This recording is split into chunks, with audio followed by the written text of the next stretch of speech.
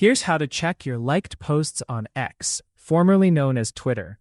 So if you've ever liked a post and later wanted to find it again, don't worry, it's actually very easy. Right now I'm using the web version, but the same steps work on your Android or iPhone as well. First, go ahead and open X and make sure you're logged into your account. Once you're inside the app or website, tap on your profile icon.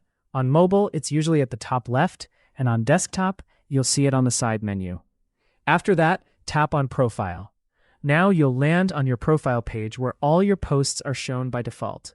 From here, look at the tabs near the top, like Posts, Replies, and so on.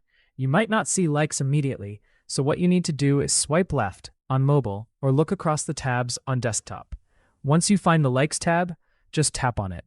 And that's it. Now you'll be able to see all the posts you've liked, including the most recent ones. This is super useful if you want to revisit something you liked earlier or find a post you forgot to save. And that's how you can easily find your liked posts on X. If this video helped you, don't forget to like, subscribe, and check out the next video on your screen.